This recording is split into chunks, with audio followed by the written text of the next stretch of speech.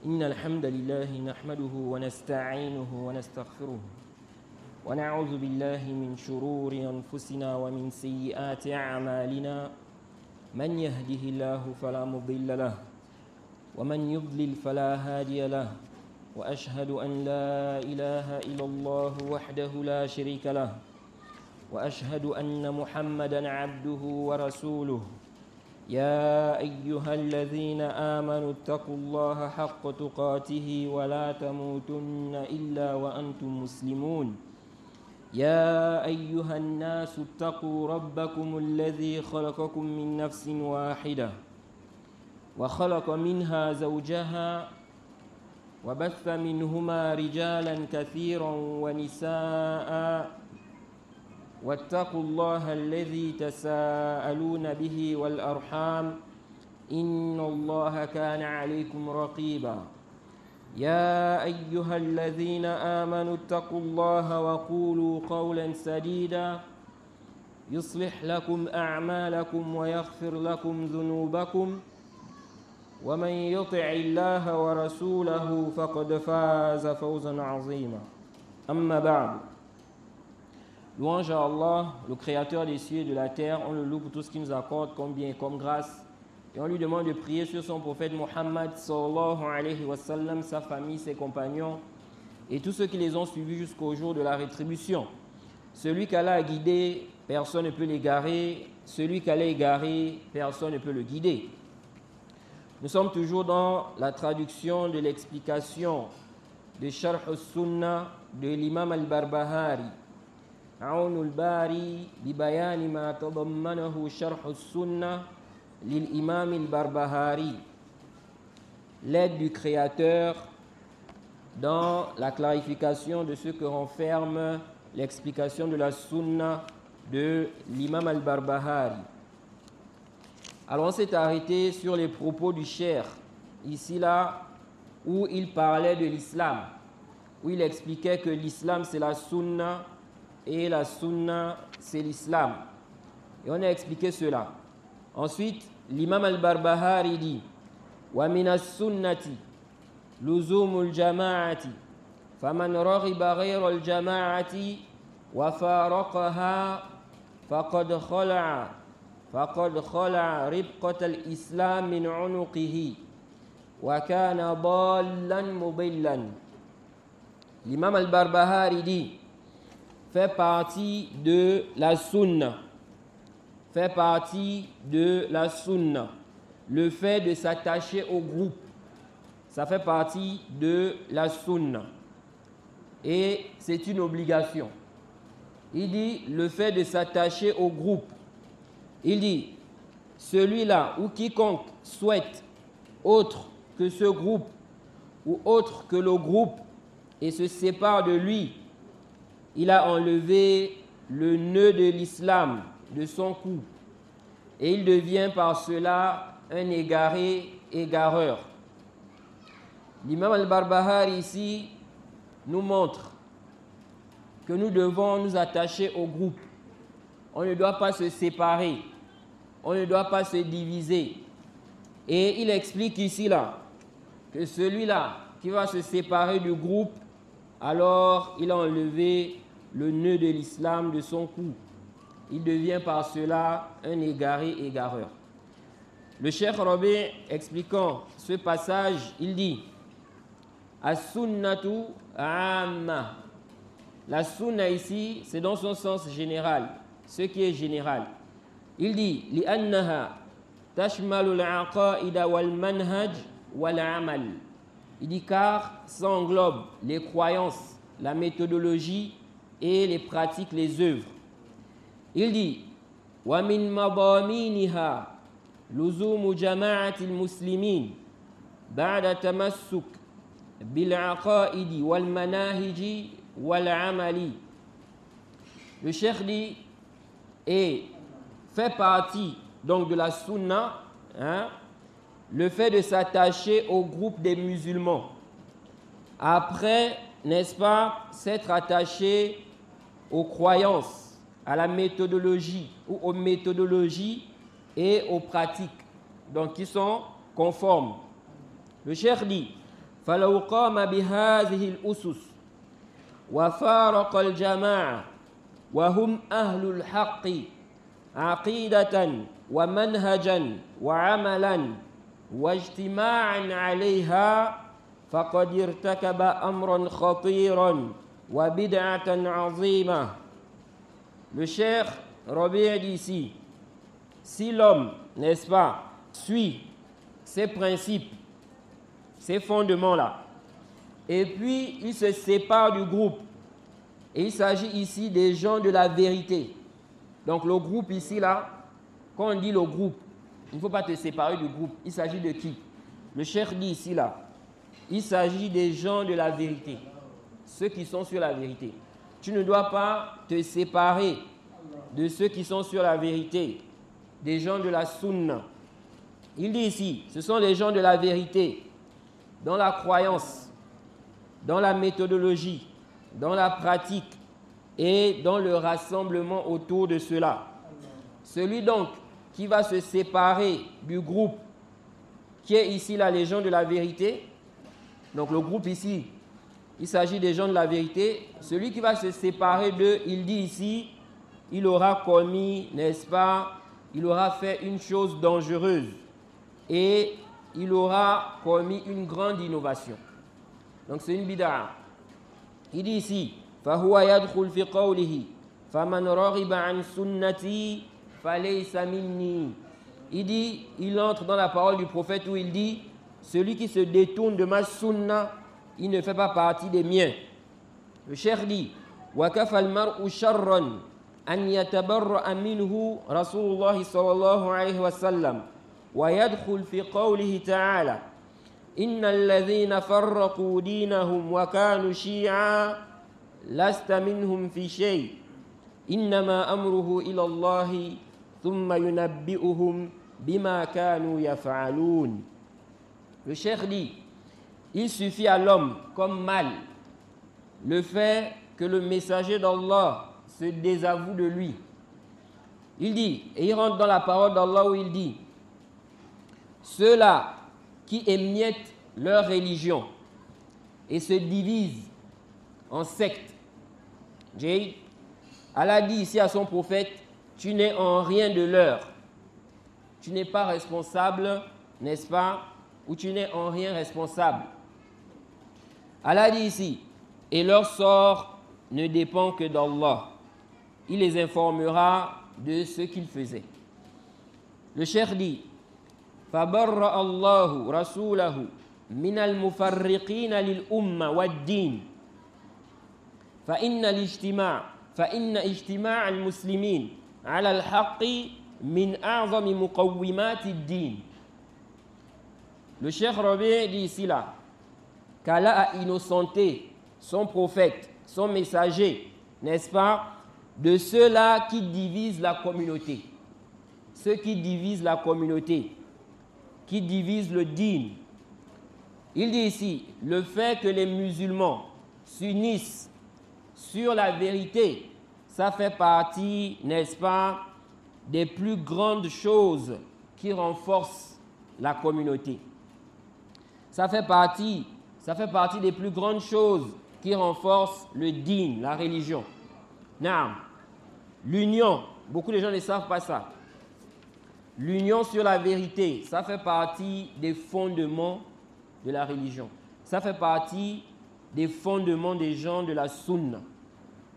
S'unir sur la vérité, ça fait partie des usul, des fondements des gens de la sunna. Comme a expliqué le cheikh al-Islam, Ibn Taymiyyah. Et on a plusieurs textes où Allah interdit la division et où il ordonne de s'unir sur la vérité. C'est pourquoi une personne peut sortir des gens de la sunna. Quelqu'un peut devenir mubtadi' s'il contredit ce fondement-là. Quelqu'un peut devenir innovateur parce qu'il divise la communauté. Il divise les gens. Il ne veut pas l'union sur la vérité. Il devient quoi? Il devient mubtadi', innovateur. Parce que c'est un fondement. Parce que c'est un fondement des gens de la sunna. Naam. Et nous avons plusieurs textes, comme je viens de le dire, où on nous ordonne l'union et où on nous interdit la division. Parmi ces textes, Allah a dit, dans la sourate 3 verset 105, Allah dit وَلَا تَكُونُوا كَالَّذِينَ تَفَرَّقُوا وَاخْتَلَفُوا مِنْ بَعْدِ مَا جَاءَهُمُ الْبَيِّنَاتُ. Allah dit وَلَا تَكُونُوا كَالَّذِينَ تَفَرَّقُوا. Ne soyez pas comme ceux-là qui se sont divisés. وَاخْتَلَفُوا. Ils se sont divisés, ils se sont disputés. مِنْ بَعْدِ مَا جَاءَهُمُ الْبَيِّنَاتُ. Après, n'est-ce pas, la venue des preuves. Après que leur furent venues, n'est-ce pas, les preuves, ils se sont divisés. Et Allah dit وَأُولَٰئِكَ لَهُمْ عَذَابٌ عَظِيمٌ. Allah dit ceux-là auront un châtiment énorme, un énorme châtiment. Ça montre l'interdiction de la division. L'interdiction de la division.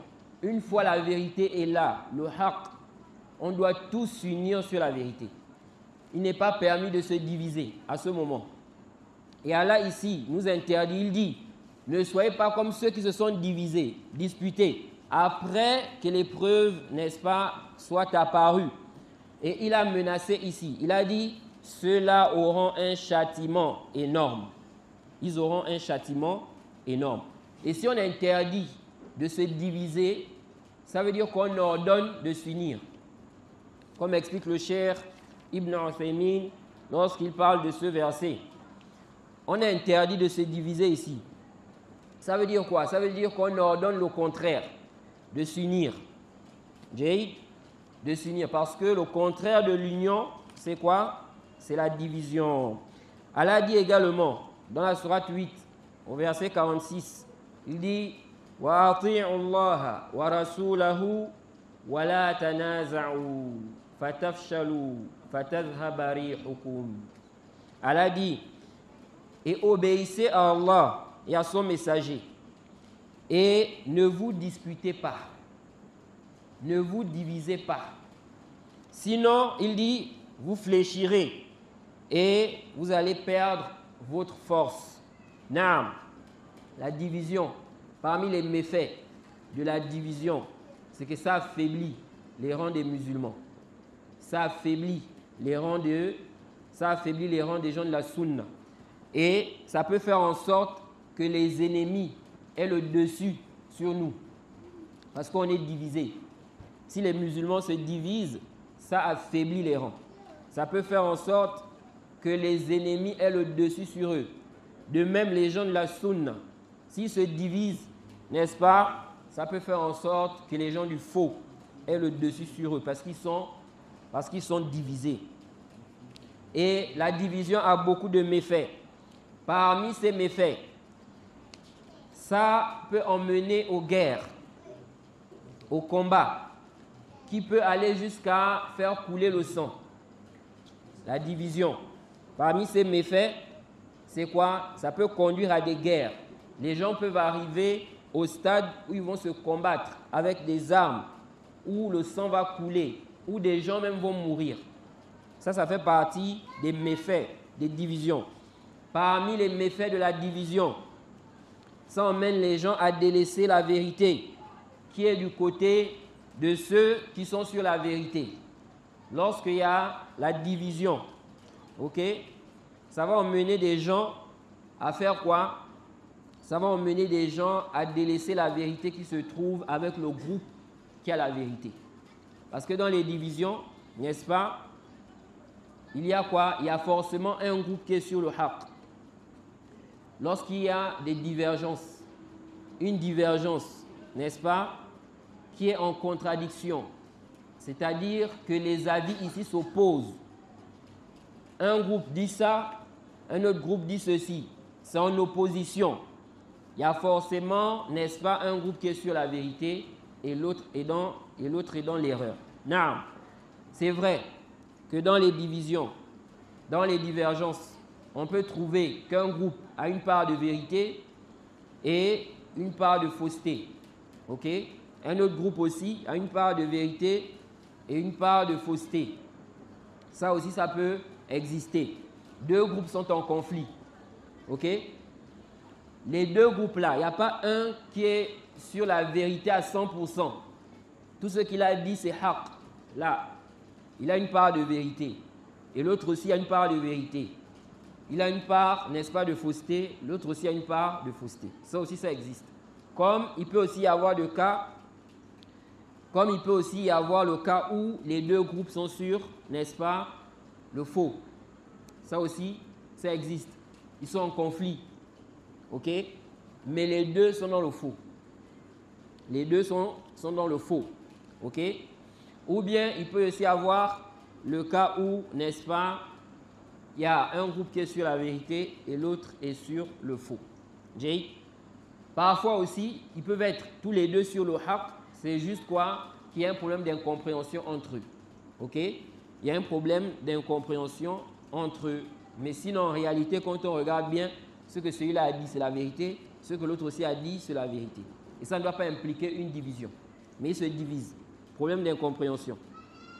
Parmi les méfaits, n'est-ce pas, de la division, n'est-ce pas, ça fait en sorte que les gens qui n'ont pas assez de science et qui cherchent la guider peuvent être dans la confusion. Ils vont être dans la confusion. Ils ne savent plus. On va suivre qui ici? Ok? Pourquoi? Parce que les gens sont divisés. Les gens sont divisés. Et donc, ça va mettre ceux qui n'ont pas assez de science dans quoi? Dans la confusion. Parmi les méfaits de la division, ça peut conduire au dénigrement. Parmi les méfaits de la division, ça peut conduire au dénigrement des gens de la sunna. Ça peut conduire au dénigrement des gens pieux. Ça peut conduire au dénigrement des savants. Voilà maintenant des gens qui sont en conflit, en divergence. Il y a un groupe qui soutient un avis, une position. Un autre groupe qui soutient une autre position. Le groupe qui soutient, on va dire la position A, à cause, n'est-ce pas, de ce conflit, cette divergence-là, ils vont chercher maintenant à dénigrer les savants qui soutiennent la position du groupe B, ou bien qui soutiennent la position, n'est-ce pas, B. Ça veut dire quoi? Maintenant, ils sont en conflit. Ceux-là disent la vérité, c'est ça. D'autres disent non, ce n'est pas ça la vérité. La vérité, c'est plutôt ça. Et ici, des savants qui les ont précédés dans ça. Ici, des savants qui ont eu cette position. Ceux-là maintenant, avec cette haine, comme ils ne veulent pas, n'est-ce pas, ils veulent à tout prix qu'on suive leur position là, qu'est-ce qu'ils font maintenant? Ils vont chercher à dénigrer les savants qui ont pris notre position là, pour chercher à les faire tomber. Comme le cas aujourd'hui avec les Haddadiyya, hein, cette secte-là. Vous allez voir que ces gens-là, ils ont des masaïl, ils prennent ces masaïl-là, ils font l'aveu, le désaveu sur ça. Et dès qu'ils voient qu'il y a des savants qui ont une autre position que leur position-là, ils cherchent à faire tomber ces savants-là. Donc ils vont chercher à dénigrer tous les savants qui n'ont pas la même position qu'eux. Ils vont chercher à les attaquer, à les dénigrer. Ils cherchent à les faire tomber. Pourquoi? Parce que si ces savants-là sont tombés, selon eux, ça ne reste que leur position seulement. C'est leur position seulement qu'on va suivre. Ok? Donc qu'est-ce qu'il faut faire? Il faut dénigrer cela. C'est pourquoi vous allez voir que les Haddadiyya, ils sont acharnés sur les savants comme le Cheikh Al-Albani, le Cheikh Rabi'. Ils cherchent à tout prix à les dénigrer, à les éliminer. Que les gens ne les prennent plus comme référence. Vous voyez? Et ça peut arriver. Même parfois, certains gens qui se réclament de la sunna. Vous allez trouver quelqu'un maintenant, il a vu que la position qu'il a prise là, il y a d'autres personnes qui ont pris une autre position. Ils ont aussi des savants dans ça. Maintenant, il va chercher à attaquer les savants là.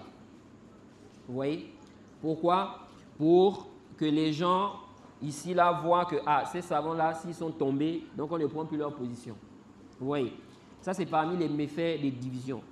Et ça peut conduire, comme on a dit ici, à dénigrer les gens de science, les gens pieux. Ça conduit aussi à être injuste envers ceux qui sont sur la vérité. Parce que lorsqu'il y a des divisions comme ça, vous allez voir que les gens vont se séparer en groupes. Ceux-là vont soutenir ceux-là. Ceux-là vont soutenir ceux-là. Et ceux qui sont sur la vérité là, d'autres vont faire quoi? Ils vont être injustes envers eux. Ils vont être injustes envers eux. C'est pourquoi il est demandé, n'est-ce pas, aux gens de la sunna, lorsqu'il y a des divergences, de faire quoi? De ne pas toujours exposer ça aux gens. Ok? De ne pas exposer ça aux gens. C'est pourquoi le Cheikh Ibn Uthaymin a donné un grand conseil. Il a dit dans son exégèse, n'est-ce pas, de la sourate 3, le verset 152, le Cheikh Ibn Uthaymin dit Walihadha, ça c'est dans son exégèse, tome 2, page 314. Donc lorsqu'il a expliqué le verset 152 de la sourate 3, il dit Walihadha yanbaghi li talabati al-ilm wa lil ulama an la yazhara khilafuhum wa niza'uhum amam al-'amma. Le Cheikh Ibn Uthaymin dit, c'est pourquoi il convient aux étudiants en sciences et aux savants de ne pas extérioriser leurs divergences devant le commun des musulmans, la masse des gens. Vous venez là, vous exposez vos divergences. Les étudiants en sciences sont en divergence sur certains sujets, ou même des savants. Le Cheikh Ibn Uthaymin dit, ils ne doivent pas exposer ça au commun des gens. Il dit, ikhtilaful ara la budda an yakun. Il dit, le fait que les gens divergent sur des avis là, il dit, il faut forcément que ça existe. On ne peut pas être unanime sur tous les sujets. Ok? Forcément, il y aura des divergences. Taïb. Et comme on va voir, Allah nous a mentionné la voie à suivre. Lorsqu'il y a des divergences, comment on doit faire? Le Cheikh Ibn Uthaymin dit, il faut forcément qu'il y ait, n'est-ce pas, des avis divergents. Il dit, lakin, كون كل واحد منهم يعيب على الآخر إن خالفه إذ هذا خطر عظيم جدا. Le cheikh dit, le problème, c'est quoi? Il dit le fait que chacun, n'est-ce pas, attaque l'autre. Chacun blâme l'autre, n'est-ce pas? Parce qu'il n'est pas d'accord avec lui. Il dit, ceci est une chose dangereuse. C'est un grand danger. Il dit, pourquoi? Le Cheikh Ibn Uthaymin dit, لأن العامة ترى بعد هذا النزاع. Il dit parce que le commun des gens là, ils voient après cette divergence là, لا تثق بواحد منهم. Le commun des musulmans, ils n'auront plus confiance en eux. Ok? S'ils voient comme ça, ils sont en train de se diviser, ils divergent. Le cheikh dit, les awam là, ils n'auront plus confiance en eux. Il dit, ala anna al-'amata aydan sawfa tatafarraqun. Il dit, sachant que le commun des musulmans là, ils vont aussi se diviser. Si les professeurs sont divisés, les chouyours sont divisés, ou bien les savants sont divisés, mais les élèves aussi vont se diviser. Celui-là va suivre son cheikh, celui-là va suivre son cheikh, ou bien, n'est-ce pas, celui-là va suivre celui-là, celui-là va suivre celui-là. Le cheikh Ibn Uthaymin dit, le commun des gens ici vont se diviser. Il dit, فَالنِّزَاعُ لَا شَكَّ أَنَّهُ سَبَبٌ لِلْخُزْلَانِ لَا شَكَّ أَنَّهُ سَبَبٌ لِلْخُزْلَانِ وَالْفَشَلِ وَتَمَزُّقِ الْأُمَّةِ.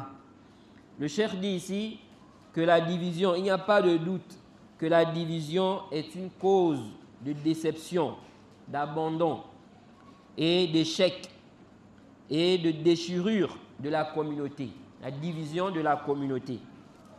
C'est pourquoi la division est un mal. Nous devons nous unir.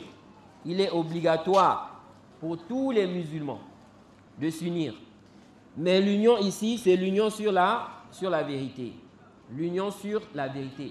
Au point où, pour montrer l'importance de l'union, le danger de la division, au point où Allah a demandé de combattre ceux-là qui vont refuser l'union sur la vérité, ceux-là qui vont transgresser et refuser l'union sur la vérité.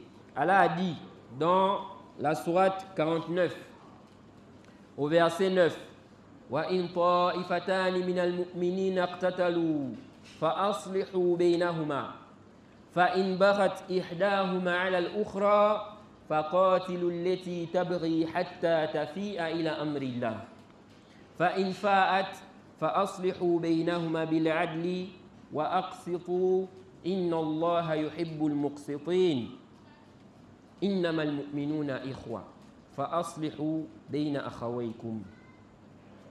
Allah dit dans ce verset, si deux groupes de croyants se combattent, deux groupes de croyants se combattent, il dit ici, فَأَصْلِحُوا بَيْنَهُمَا, établissez la conciliation entre eux.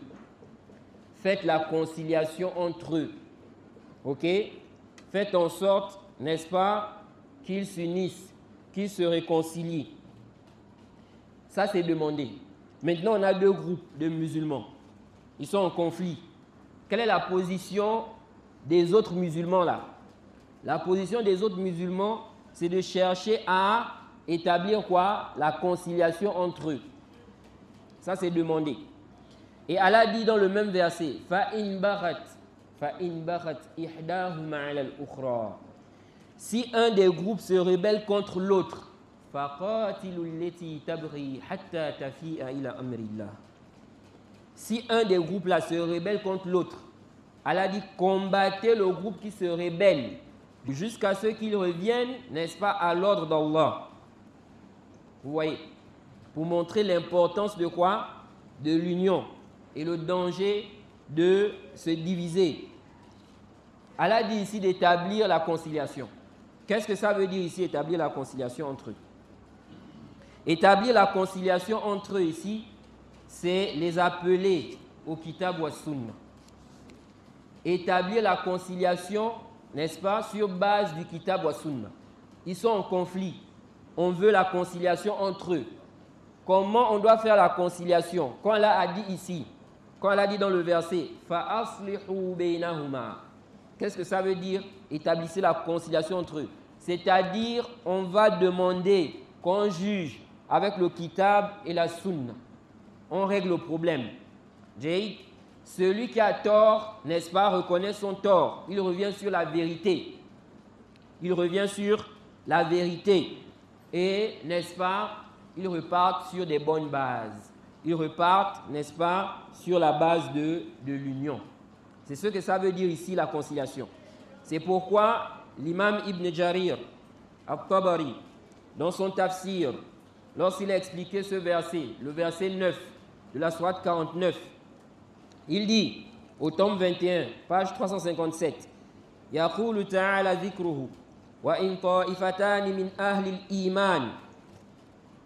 Ibn Jarir dit, Allah dit, وإن طائفتان من أهل الإيمان اقتتلوا فأصلحوا أيها المؤمنون بينهما بالدعاء إلى حكم بكتاب الله بالدعاء إلى حكم كتاب الله والرضا بما فيه لهما وعليهما. Ibn Jarir dit, Allah dit ici, si deux groupes de croyants, deux groupes de gens qui ont la foi se combattent, établissez la conciliation entre eux, ô vous les croyants, en les appelant au jugement du livre d'Allah et au fait d'agréer, accepter, agréer cela ou ceux qui s'y trouvent, que cela soit en leur faveur ou contre eux. C'est ce que ça veut dire ici, établir la conciliation. C'est pourquoi il dit ici là, وَذَلِكَ هُوَ الْإِصْلَاحُ بَيْنَهُمَا بِالْعَدْلِ. Il dit c'est ça la conciliation entre eux ici avec équité. Si vous remarquez dans le verset, Allah a dit quoi? Il a dit فَإِنْ بَغَتْ إِحْدَاهُمَا عَلَى الْأُخْرَى فَقَاتِلُوا الَّتِي تَبْغِي حَتَّى تَفِيءَ إِلَى أَمْرِ اللَّهِ فَإِنْ فَاءَتْ فَأَصْلِحُوا بَيْنَهُمَا بِالْعَدْلِ. Il a dit si un groupe se rebelle contre l'autre, combattez le groupe qui se rebelle jusqu'à ce qu'il revienne, n'est-ce pas, à l'ordre d'Allah. S'il revient, il dit établissez la conciliation, la réconciliation entre eux avec équité. Allah dit ici avec équité. Pourquoi? Parce qu'on peut faire une réconciliation, mais il n'y a pas l'équité dedans. Ok? On dit on va faire une réconciliation. Voilà des gens qui sont en conflit. Ils sont en divergence. Ok? Par exemple, un groupe, n'est-ce pas, qui a causé de l'injustice à l'autre. Le groupe a fait le takfir. Le groupe a fait le tabdir. Le groupe a dénigré l'autre. Sur Internet, sur les réseaux sociaux, ils ont propagé ça. Les gens ont lu ça. Les gens ont vu ça. Il y a même des gens qui les ont soutenus dans ça. Maintenant, on veut faire la conciliation entre eux. La conciliation ou la réconciliation entre eux, ici, là, c'est les appeler au kitab, wa sunna. Si on est en divergence, on diverge. Et puis on dit, on va faire la conciliation. Mais ce n'est pas sur base du kitab wa sunna. On va tomber dans des erreurs. Parce que dans cette réconciliation-là, qu'est-ce qui va se passer si on dit qu'on ne regarde pas le jugement du kitab wa sunna? On fait notre réconciliation selon nous-mêmes, notre arrangement. Ok? Ici, là, qu'est-ce qui va se passer? On peut se retrouver avec quoi? Des contradictions avec la sentence qui est venue dans les textes. On va contredire les textes. Si par exemple dans le kitab wa sunna, c'est un groupe, le groupe A, qui a tort, ok? Nous, on dit ici qu'on ne regarde pas ça. On juge selon ce que nous, on veut. On peut donner un jugement qui est contraire à ce qui est venu dans le kitab wa sunna. C'est pourquoi la réconciliation, là, ça doit être basé sur le kitab wa sunna. Et aussi, on peut être injuste. Parce qu'on va essayer d'arranger les choses selon nous. Pas selon, n'est-ce pas, les textes. Pas selon ce qui est venu dans les textes. Et donc, Allah a dit de faire la conciliation avec équité. Dans l'exemple que j'ai donné tout à l'heure, le groupe qui a été injuste envers l'autre, supposons, ils disent, bon, nous, on va faire la réconciliation. La division, ce n'est pas bien. Qu'on reste divisé comme ça, ce n'est pas bien. Il faut qu'on s'unisse, il faut qu'on fasse la réconciliation. Ok, on décide de faire cela. Maintenant, dans cette réconciliation-là, ok, selon les textes, qu'est-ce qui incombe au groupe qui a été injuste envers l'autre là?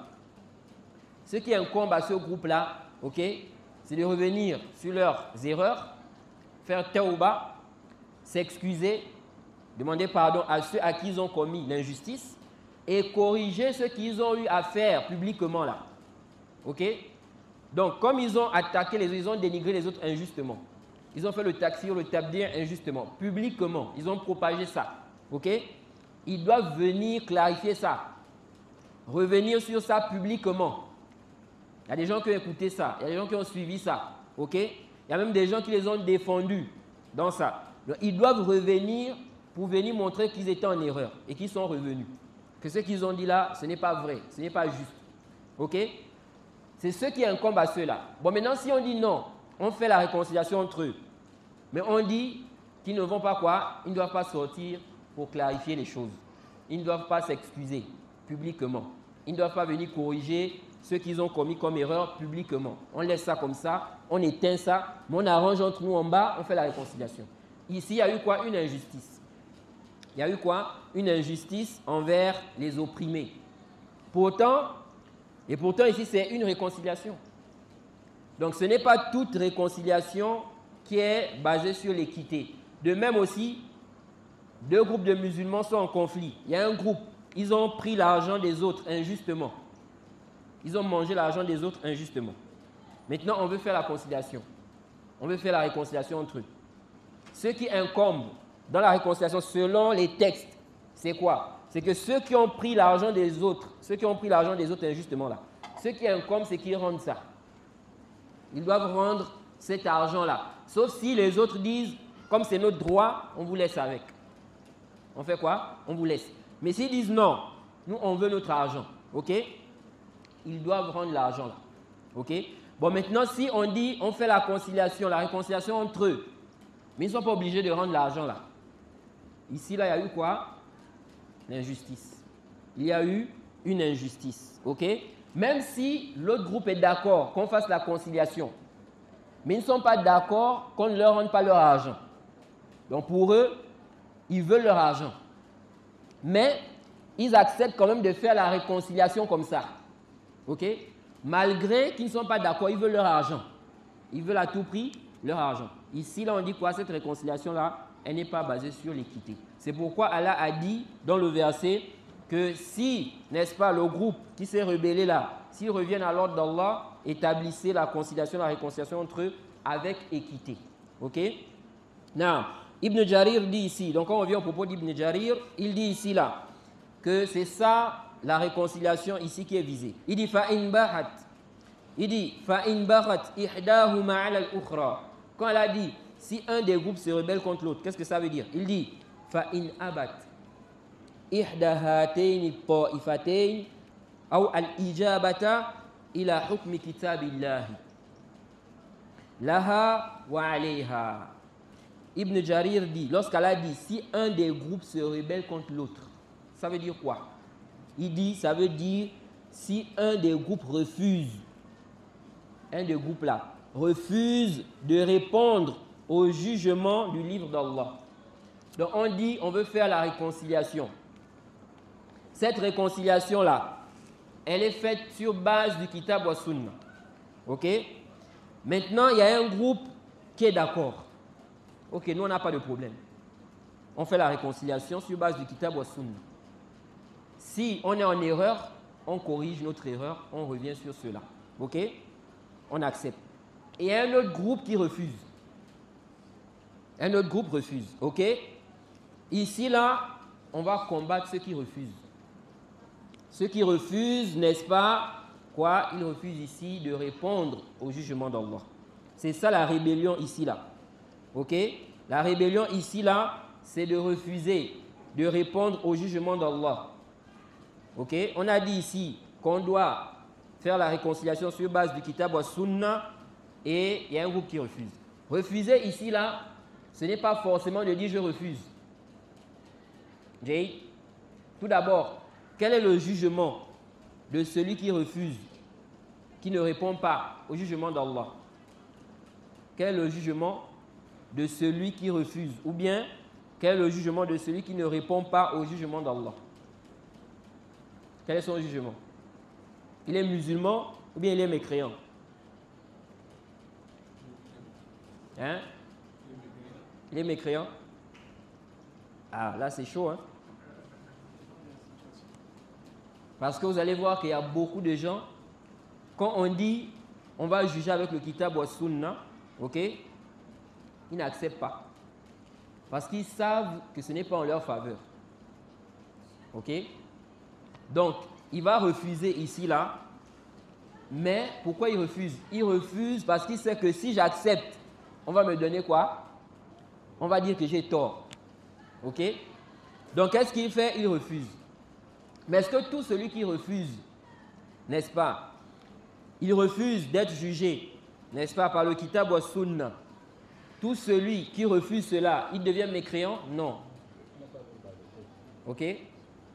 Il ne devient pas quoi? Hein? Il n'a pas? Il n'a pas besoin de la vérité. Comment ça, il n'a pas besoin de la vérité? On est en train de parler du cas où lui, il sait ici qu'on doit juger avec le Kitab wa Sunna. Maintenant, on l'appelle pour juger. Mais il sait que s'il vient pour le jugement là, on va lui donner quoi? On va dire qu'il a tort. Ok? On va dire qu'il a tort. Donc, qu'est-ce qu'il fait? Il refuse. Il ne vient pas. Est-ce que celui-là, on va dire qu'il est mécréant? On dit non. Ok? Sauf si il rejette le jugement d'Allah. Il dit que ce jugement-là, c'est de l'injustice. Ce n'est pas ce qui est juste. Ce n'est pas ce qui est vrai. Ce n'est pas, n'est-ce pas, la vérité. Ok? Mais si au fond de lui, il sait que c'est ça la vérité, le jugement d'Allah, c'est ça la vérité, mais par passion, lui ne vient pas pour qu'on juge avec le Kitab wa Sunna. Il refuse. Ok? Parce qu'il sait quoi? Parce qu'il sait que s'il vient, n'est-ce pas, il aura, on va dire qu'il a tort. Ok? Il connaît cela. Donc ici, là, on dit quoi? Il ne devient pas quoi? Il ne devient pas mécréant. Mais bien évidemment, il a commis un péché. Et ce n'est pas permis. S'il y a un conflit, n'est-ce pas? S'il y a une divergence, on doit ramener ça au Kitab wa Sunna. et on doit juger avec le kitab wa sunna. Quant à ceux-là qui, n'est-ce pas, délaissent le jugement d'Allah, okay, que ce soit par passion, ou bien parce qu'ils détestent le jugement-là, ou bien parce qu'ils ont rejeté complètement ce jugement-là, ce n'est pas permis. Maintenant, ce n'est pas permis là. Il y a des degrés, ok? Celui qui va, n'est-ce pas, refuser le jugement d'Allah, comme on a dit ici, parce qu'il voit que c'est injuste, ce n'est pas la vérité, c'est faux, il devient mécréant. Ou bien, un autre jugement est meilleur que le jugement d'Allah. Mais s'il sait que c'est vrai, c'est la vérité, mais par passion, ok, il délaisse ce jugement-là, il ne vient pas, ici, là, il ne devient pas mécréant, mais il a commis un péché. Et comme je l'ai dit tout à l'heure, là, refuser ici, ce n'est pas forcément de dire à la bouche, je refuse. Ok? Ce n'est pas forcément de dire à la bouche, je refuse. Et vous allez voir même que ça, c'est rare. Qu'on appelle comme ça, on dit on va juger avec le kitab wa sunna, et puis quelqu'un dit je refuse. Je ne veux pas qu'on juge avec le kitab wa sunna. Ok? Mais ici, là, tes paroles et ta façon d'agir, n'est-ce pas, ça peut montrer que tu refuses. Ça peut montrer quoi? Que tu refuses. Donc il dit ici là, fa in abat, si maintenant un des groupes refuse de répondre au jugement d'Allah, wa ta'addat ma ja'ala Allahu adlan bayna khalqihi, et ils ont transgressé vis-à-vis de ce qu'Allah a mentionné comme équité. Ce qu'Allah a mentionné comme équité entre ses créatures. Il dit ici, wa ajabatil ukhra minhuma faqatilu allati tabghi. Maintenant, il y a un groupe qui était d'accord, ok? Ils ont quoi? Ils ont accepté, ils ont répondu. Et ici, là, si les deux groupes refusent, on va les combattre à deux. Comme certains savants mentionnés. Parce que dans le verset, on a vu qu'il y a un groupe qui se rebelle contre l'autre. Se rebeller contre l'autre, c'est-à-dire quoi? L'autre a accepté qu'on fasse la conciliation sur base du kitab wa sunna. Ceux-là ne sont pas d'accord, ok? Ceux-là, n'est-ce pas, refusent. Ici, on dit quoi? C'est une rébellion. C'est la rébellion contre l'autre groupe. Et ceux-là doivent être combattus. Maintenant, si les deux groupes refusent, les deux vont être combattus. Il dit ici, là, combattez celui qui se rebelle. Il dit, yaqul, faqatilu allati ta'adda. Faqatilu allati tata'adda. Wa ta'bal ijabata ila hukmi kitabillah. Donc, combattez le groupe qui a transgressé là, qui refuse de répondre au jugement du livre d'Allah. Hatta tafi'a ila amrillah. Jusqu'à ce qu'ils reviennent à l'ordre d'Allah. C'est pourquoi Allah a dit dans le verset, si vous méditez bien, il a dit hatta tafi'a ila amrillah. Jusqu'à ce qu'ils reviennent à l'ordre d'Allah. C'est pour dire quoi? C'est pour dire ici que quand on demande de faire la conciliation là, c'est sur base du kitab wa sunna. C'est pourquoi il a dit, si un groupe se rebelle contre l'autre, combattez ce groupe jusqu'à ce qu'ils reviennent à l'ordre d'Allah. Il dit, hatta tarji'a ila hukmillahi alladhi hakama fi kitabihi bayna khalqihi, jusqu'à ce qu'ils reviennent, n'est-ce pas, au jugement d'Allah qu'il a donné dans son livre, n'est-ce pas, concernant ses créatures. Il dit, fa in fa'at fa aslihu baynahuma bil adli. Si maintenant ils reviennent, et ici là, il y a certaines personnes qui ont mal compris cette parole de l'imam Tabari. Au début du verset, Allah a dit quoi? Au début du verset, Allah a dit, si deux groupes de croyants, n'est-ce pas, se combattent, établissez la conciliation entre eux. Tout d'abord, ce verset-là est général. On m'a rapporté que quelqu'un a dit que ce verset-là, ça concerne les salafis entre eux, les gens de la sunna entre eux, s'ils sont en conflit. Ok? Ça, c'est quoi? Ça, c'est complètement batilun, c'est faux. Si cette personne a dit ça comme ça, c'est faux.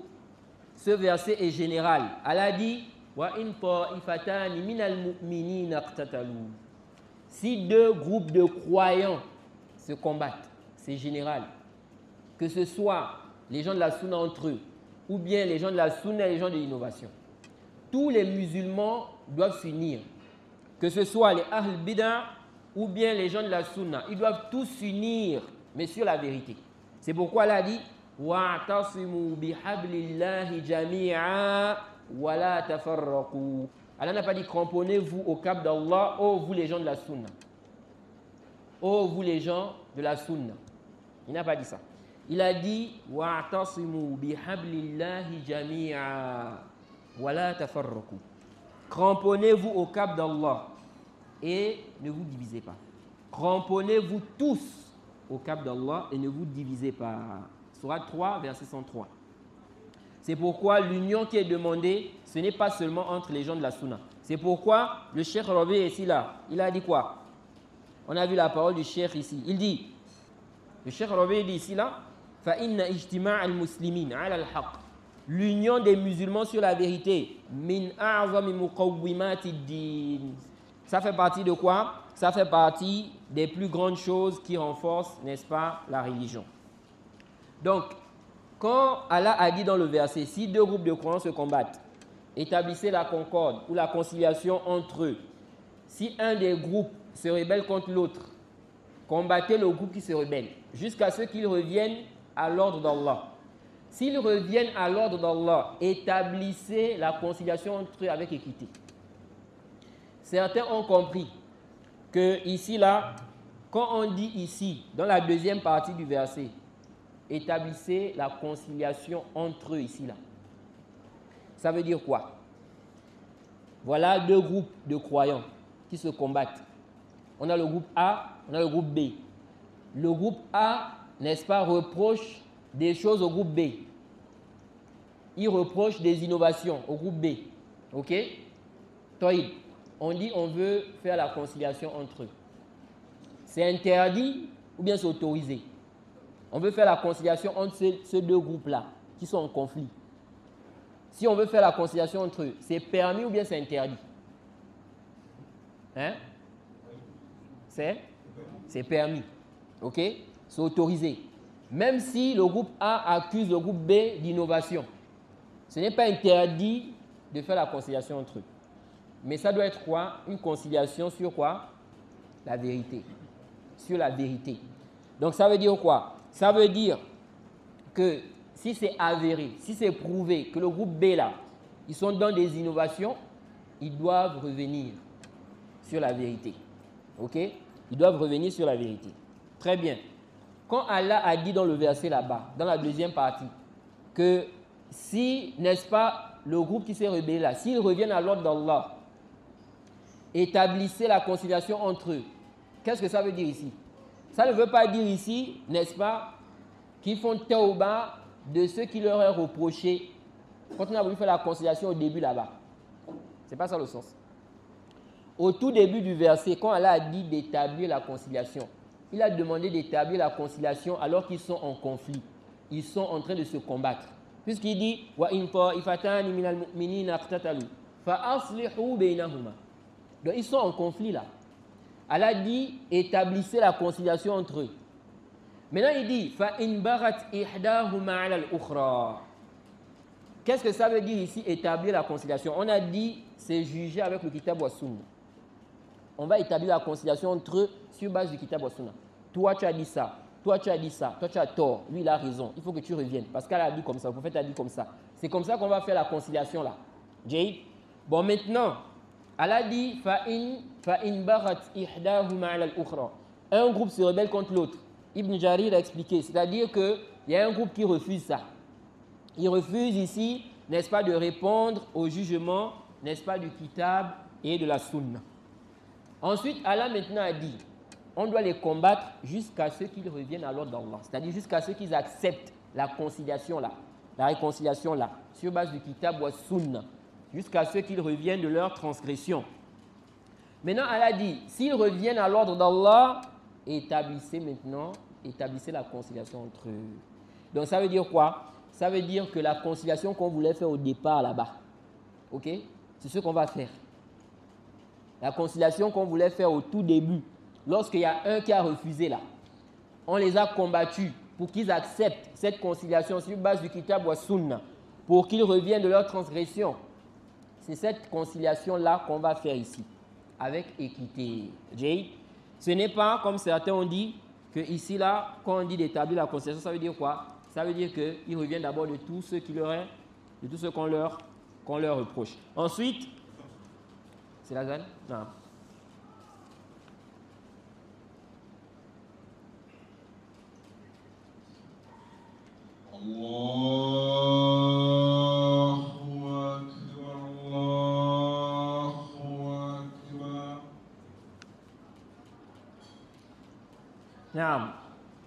C'est pourquoi Ibn Jarir al-Tabari, lui-même il explique ici là ses propos. Il dit فَإِنْ فَاءَتْ فَأَصْلِحُوا بَيْنَهُمَا بِالْعَدْلِ. Lorsqu'Allah dit s'ils se conforment au jugement d'Allah, bien s'ils reviennent à l'ordre d'Allah, établissez la réconciliation entre eux avec équité. Il dit يَقُولْ فَإِنْ رَجَعَتْ الْبَاغِيَةُ بَعْدَ قِتَالِكُمْ إِيَّاهُمْ إِلَى الرِّضَى بِحُكْمِ اللَّهِ في كتابه فأصلحوا بينهما وبين الطائفة الأخرى التي قاتلتها بالعدل.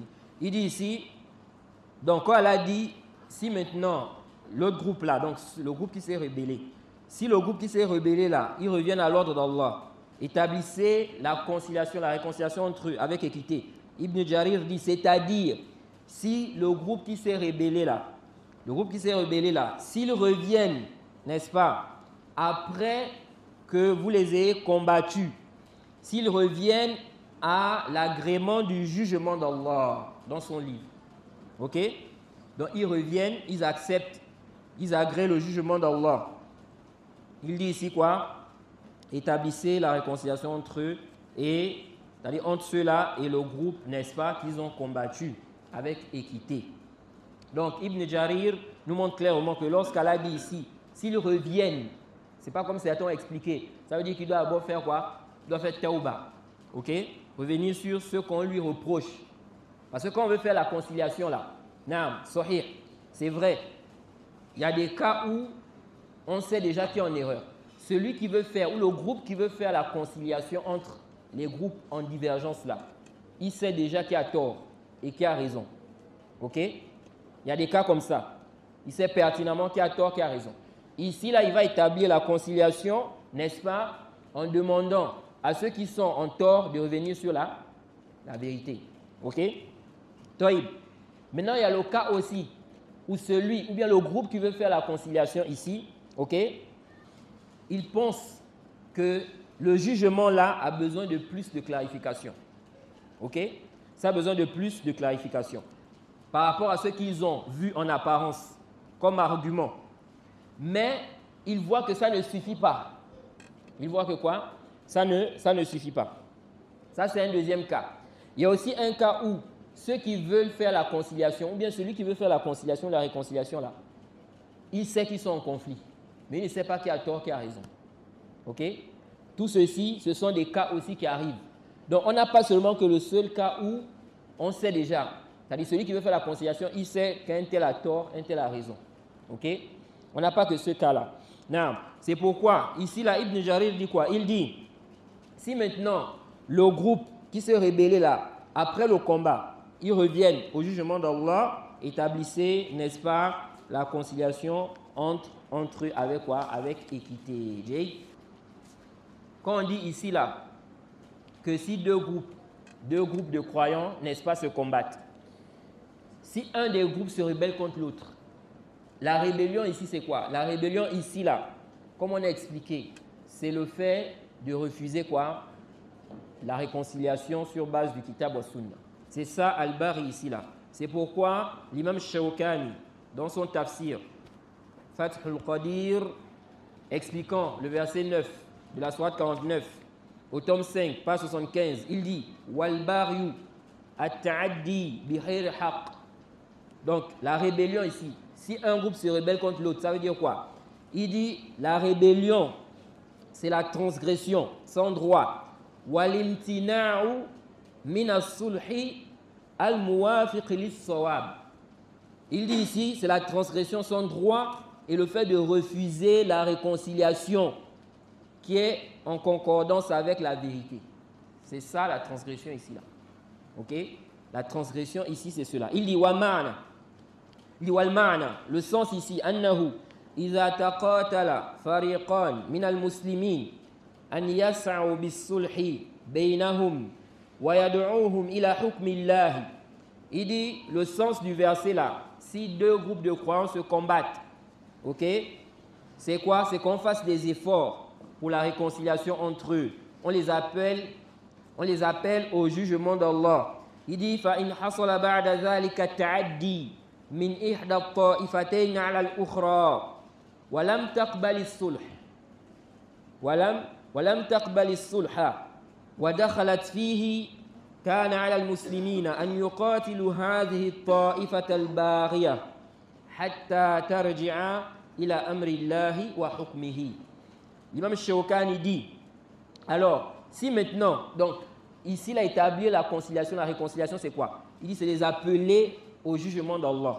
Ok? Il dit, si maintenant, après ça, il y a transgression d'un des groupes sur l'autre, il n'accepte pas, n'est-ce pas?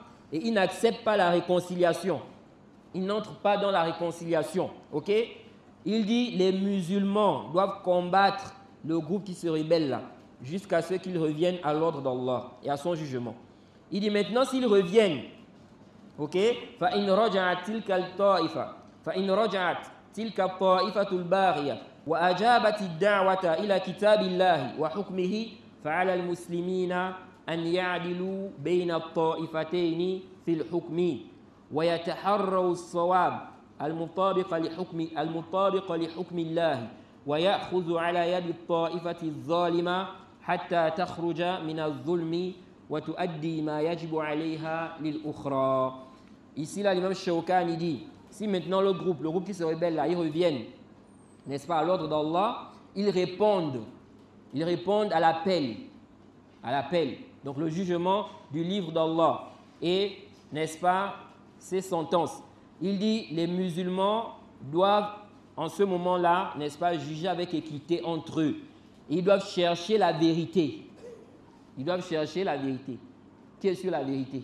Donc ils ont accepté. Les deux groupes ont accepté, n'est-ce pas, la réconciliation. Que ça soit sur base du Kitab wa Sunna. Ok? Donc Shawkani dit ici là que l'autre groupe des musulmans, n'est-ce pas, ils doivent faire quoi? Ils doivent juger entre eux avec équité. Ils doivent chercher la vérité. Donc il se peut qu'on veut faire la conciliation, mais on ne sait pas qui est sur le haqq.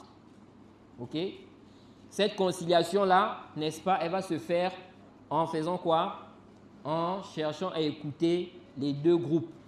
Et on va juger ce qu'ils vont dire là, sur base du Kitab wa Sunna, pour voir qui a tort et qui a raison. Ensuite, on va demander à ceux-là qui ont tort de revenir sur la vérité. C'est ainsi qu'on va faire quoi, cette réconciliation. C'est pourquoi il dit ici, ils doivent chercher la vérité qui est en conformité avec le jugement d'Allah. Et ils doivent prendre, n'est-ce pas, le groupe injuste par la main. C'est-à-dire qu'ils doivent ici empêcher ceux-là de commettre l'injustice. Ils doivent abandonner l'injustice. Comme le prophète a dit, unsur akhaka zaliman aw mazluma. Dans le hadith de Anas rapporté par l'imam al-Bukhari, le prophète a dit, secours ton frère opprimé ou oppresseur. Ok? On a posé la question au prophète. Ansuruhu, je vais le secourir s'il est opprimé. Mais s'il est zalim, s'il est injuste, le prophète Mohammed sallallahu alayhi wa sallam a dit quoi? Tamna'uhu min az-zulmi. Ok? Tu l'empêches de faire son injustice, de commettre son injustice. C'est ça le secourir ici là. Donc l'imam Shawkani dit ici. Donc ils vont ici là, n'est-ce pas, prendre ceux-là par la main, c'est-à-dire qu'ils vont empêcher ceux-là de commettre l'injustice. Donc le groupe qui est en erreur là, ceux qui ont commis l'injustice. Il dit ici, jusqu'à ce qu'ils fassent quoi? Jusqu'à ce qu'ils, n'est-ce pas, donnent ou bien fassent, accomplissent ce qui leur incombe envers l'autre groupe. Ensuite, il a dit, c'est rapporté de certains salafs. Donc cette explication qu'on a mentionnée ici là. Ils ont dit quoi? فَإِنْ بَغَتْ إِحْدَاهُمَا وَطَلَبَتْ مَا لَيْسَ لَهَا وَلَمْ تَرْجِعْ إِلَى الصُّلْحِ فَقَاتِلُوا الَّتِي تَبْغِي حَتَّى تَرْجِعَ إِلَى طَاعَةِ اللَّهِ وَالصُّلْحِ الَّذِي أَمَرَ اللَّهُ بِهِ. Il dit ici que certains salafs ont dit, si un des groupes se rebelle, combattez le groupe qui se rebelle, n'est-ce pas, jusqu'à ce qu'ils reviennent à l'ordre d'Allah. Si maintenant ils reviennent, donc, s'ils se rebellent contre l'autre, certains salafs ont dit, c'est-à-dire, n'est-ce pas, qu'ils demandent ce qui ne leur est pas dû. Ok? Il y a des gens comme ça. Lorsqu'on veut faire la conciliation, ils vont demander beaucoup de choses. Il faut ça, il faut ça, il faut ça, il faut ça. alors qu'ils n'ont pas ce droit-là. Alors qu'ils n'ont pas quoi? Ce droit. Ils demandent des choses en réalité qui, n'est-ce pas, qui ne leur revient pas de droit. Donc il dit ici là, donc si, quand on dit ici, s'ils se rebellent, c'est-à-dire ils demandent ce qui ne leur revient pas de droit et, n'est-ce pas, ils n'acceptent pas quoi? Le sulh. Il dit, si maintenant ici là, ils ne reviennent pas au sulh, ils ne reviennent pas, c'est-à-dire qu'ils refusent la réconciliation et ils demandent, n'est-ce pas, ce qui ne leur revient pas de droit, alors combattez ce groupe-là, jusqu'à ce qu'ils reviennent à l'obéissance d'Allah et au sulh, c'est-à-dire la réconciliation qu'Allah a ordonnée. Donc la question de la réconciliation, ce n'est pas une chose où tu as le choix, si tu veux. Là. Parce que si c'était ça là, on ne devait pas demander de combattre le groupe qui se rébelle. Ok? Et on a vu ici dans les paroles des savants que le groupe qui se rébelle là, c'est-à-dire ils refusent, n'est-ce pas, qu'on juge, n'est-ce pas, avec le kitab wa sunna. Et ils refusent le sulh. Ok? Ils refusent quoi? Le sulh. Sur base du kitab wa sunna, comme on a dit. Parce que comme on a dit, le sulh, c'est un sulh qui doit être basé sur le kitab wa sunna. Il n'y a pas un homme de la sunna qui a bien compris, n'est-ce pas? Un homme de la sunna qui appelle les gens à la réconciliation et puis il appelle les gens à la réconciliation sur le faux. Ce n'est pas sur base du kitab wa sunna. Celui qui fait ça, n'est-ce pas, il n'a pas compris quoi? Il n'a pas bien compris ce qui est visé par la réconciliation. Ou bien il suit sa passion. Ok? Ou bien il suit sa passion. C'est pourquoi la rébellion ici, là, dans le verset, la rébellion ici, là, c'est le fait de quoi? Le fait de refuser, n'est-ce pas, de répondre, n'est-ce pas, au jugement du kitab wa sunna. Et le fait de refuser quoi? La réconciliation. C'est ça la rébellion ici. Non, on s'arrête ici. On demande qu'Allah nous facilite. On va prendre quelques questions avant la prière. Donc, pour revenir au propos du Cheikh Rabi ici là, le Cheikh ici là nous montre, n'est-ce pas, l'obligation de s'unir.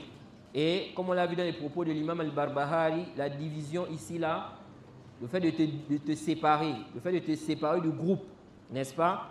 Et comme on l'a dit, ce sont les gens de la vérité.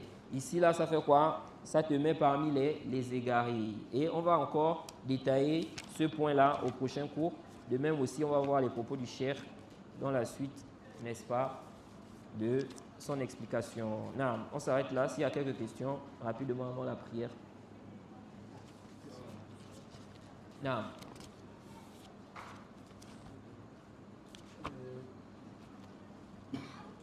Oui, on vous écoute.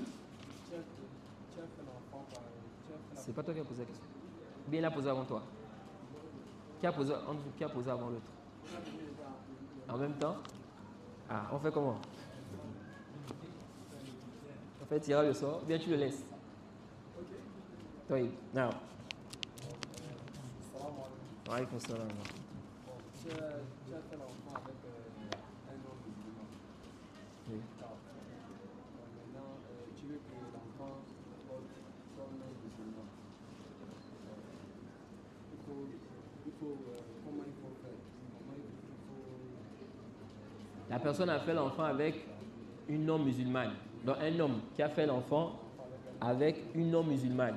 Non. Elle était chrétienne ou bien elle était non-musulmane en dehors du christianisme. Parce que ici, bon, je ne sais pas si ici il y a des juifs. Hein. Ici il y a des juifs. Au Gabon, ici, vous avez déjà vu des juifs? Hein? Il y a des juifs? Oui. Quelqu'un a fait l'enfant avec une femme qui est chrétienne. Maintenant, il veut que l'enfant porte son nom, c'est ça? Oui. La personne a fait l'enfant dans le mariage ou c'était pas dans le mariage? Vous n'avez pas besoin de citer votre nom. La personne, tout d'abord, le fait que si deux personnes ont fait un enfant, ok, il n'y a pas de mal. Au contraire même, l'enfant peut porter le nom du père, ok. Ça, ce n'est pas quelque chose qui est quoi? Qui est interdit, ok. Comme c'est son enfant, il peut porter son nom, il n'y a pas d'ishkal. Il donne le nom, il donne son nom à son enfant. Maintenant, le problème ici, là, si quelqu'un, par exemple, a fait l'enfant hors mariage, ok? Quelqu'un, maintenant, il est marié, parce qu'un musulman peut épouser une chrétienne. Il est marié à une chrétienne. Ils ont eu un enfant. L'enfant peut porter son nom, il n'y a pas de problème. Ok? Ils vont mettre son nom dans quoi? Dans l'acte de naissance. Bon, maintenant, quelqu'un a fait l'enfant avec une femme chrétienne, mais dans le zina. Donc, il n'était pas marié. OK? Est-ce que l'enfant là, c'est son enfant en réalité, au point où il peut lui donner son nom? Ça, c'est un sujet à divergence entre les savants. Et c'est une grande divergence entre les savants. Mais ce qui est juste, c'est son enfant. Si ici, là, n'est-ce pas, cette femme n'était pas mariée avec un autre homme, lorsque quoi? Lorsqu'elle a eu cet enfant-là. OK? Ici, là, c'est son enfant. L'enfant peut porter le nom. OK? Et il peut même marier la chrétienne, là. Il peut faire le mariage avec elle. C'est autorisé. Non. C'est bon? Oui. Non?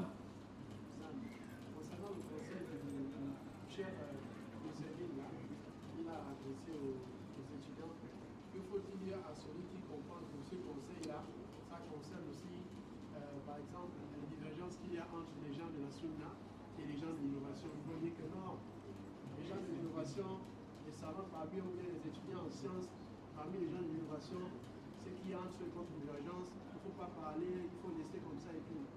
Qu'est-ce qu'il faut dire à celui qui pense comme ça? Non.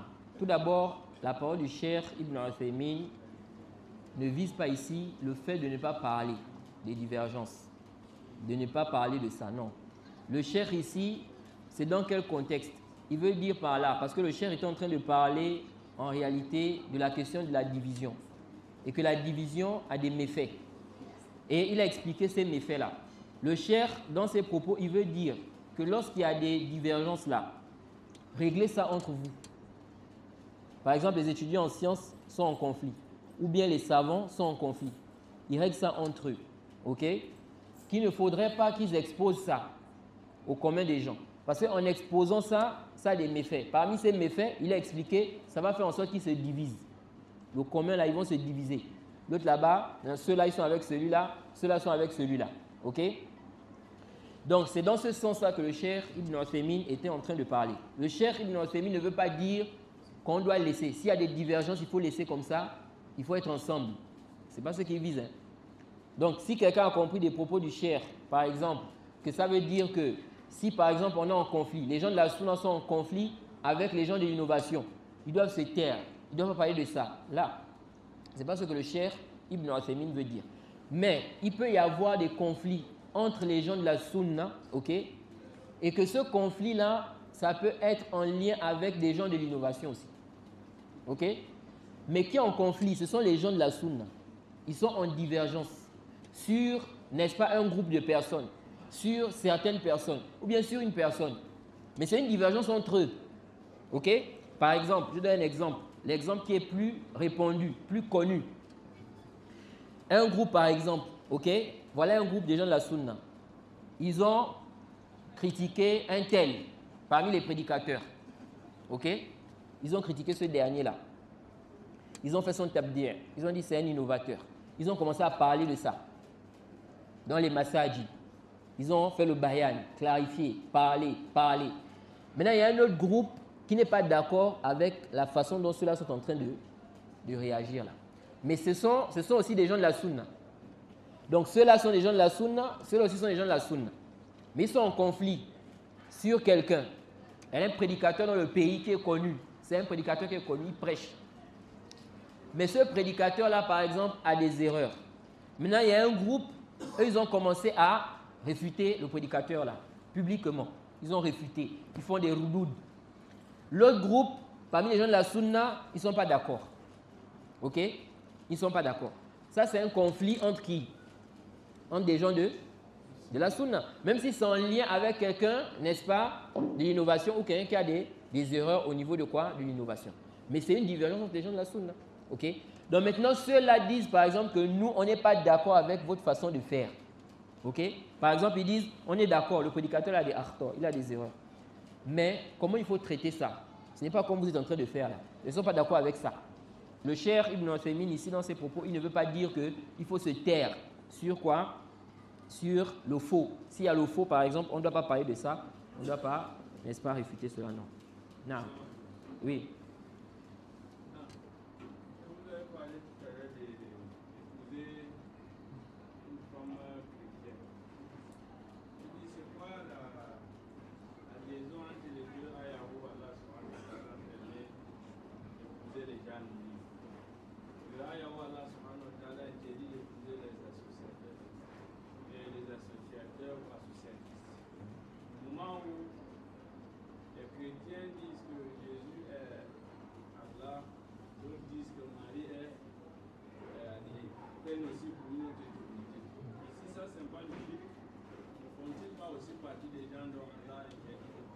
Non. Ici, là, c'est une bonne question. Lorsqu'Allah dit « Wal muhsanat min alladhina utul kitab » les femmes chastes parmi celles à qui on a donné le livre. Ça, c'est dans la sourate Maïda. Allah ici a montré clairement qu'il a autorisé d'épouser les femmes chastes parmi, n'est-ce pas, les femmes à qui on a donné le livre, c'est-à-dire les juives ou bien les chrétiennes. Ce verset est clair sur la permission d'épouser une juive ou bien une chrétienne. Mais Allah ici a dit al-muhsanat, c'est-à-dire celles qui ne sont pas connues pour le zina. Celles qui ne sont pas connues pour le zina. Chaste, c'est-à-dire se préserve. Donc quand on dit d'épouser les chrétiennes là aussi, ce n'est pas de manière absolue. Tu ne vas pas aller prendre une chrétienne qui fait le zina. Si on a dit on peut épouser une chrétienne. Là, on a dit muhsanat, elle se préserve. Ok? Elle ne fait pas le zina. Le frère demande ici, quel est alors le lien? Comment comprendre? Parce qu'on sait que Allah dans le Coran, il a également dit de ne pas épouser les associatrices. Et on sait que les chrétiennes, par exemple, elles sont associatrices.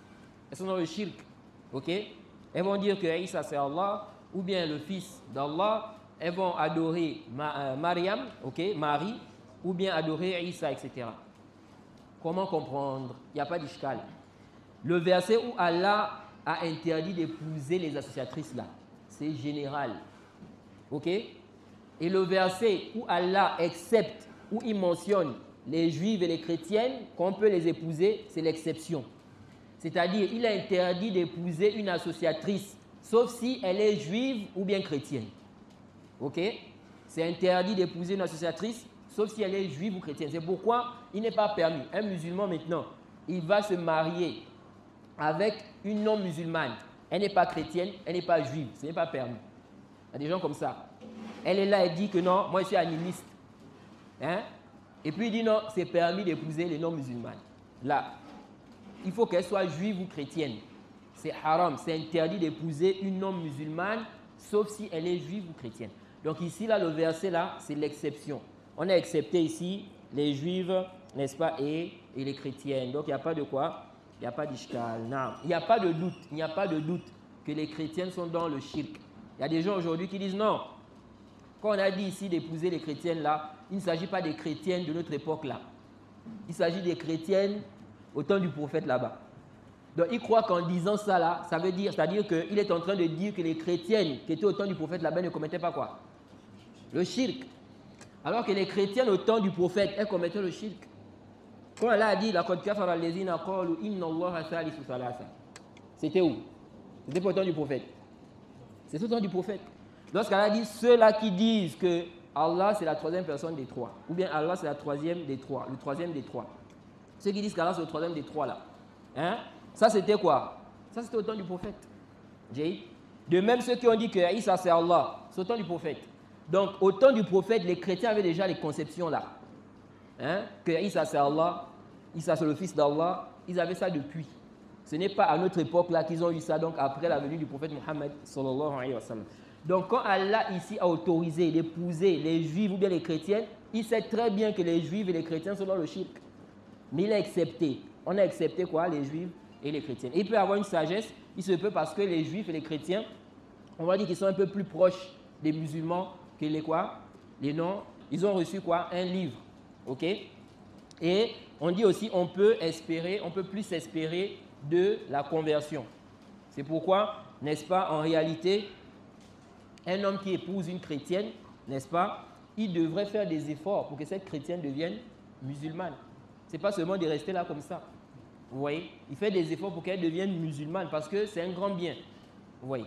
Donc, il n'y a pas de doute qu'il est autorisé d'épouser une chrétienne ou bien une juive. Même si nous disons le mieux pour un musulman, c'est d'épouser quoi? C'est d'épouser une musulmane.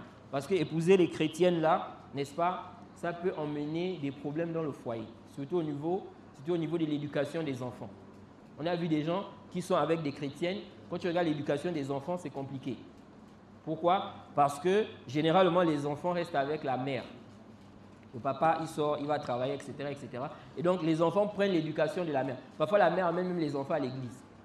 Vous voyez? Donc, ça aussi, la personne doit regarder ça. C'est pourquoi vous voyez que l'homme, on a autorisé à l'homme d'épouser la chrétienne. Mais on n'a pas autorisé à une musulmane de se marier avec un chrétien. Parce que l'homme, à la base, il a autorité sur la femme. L'homme a l'autorité, il a autorité sur la femme. Vous voyez? Donc, c'est lui qui va dire, dans ma maison, il ne faut pas amener ça, il ne faut pas comme ça, il ne faut pas faire comme ça, il ne faut pas comme ça, comme ça. Mais la femme, à la base, c'est connu quoi? Même dans les sociétés africaines, c'est connu que la femme, n'est-ce pas, c'est l'homme qui a autorité sur elle. Donc, imaginons maintenant une musulmane, elle va épouser un homme qui est chrétien. Il va dire, moi, je ne suis pas dans vos histoires de jeûne là. Elle est en jeûne. Il dit, moi, je ne suis pas dedans. Ok? Laisse-moi l'histoire de jeûne là. Il a des rapports avec elle. Vous voyez? Elle va accomplir la prière. Il dit quoi? Il n'est pas là-dedans. Dans les histoires de vos prières là. Et il va imposer. Vous voyez? C'est pourquoi il y a une sagesse dans ça. L'homme, il a autorité sur la femme.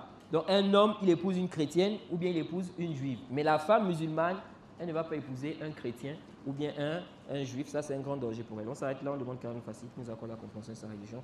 Wa subhanakallahumma bihamdik wa ashhadu an la ilaha illa anta astaghfiruka wa atubu ilayk.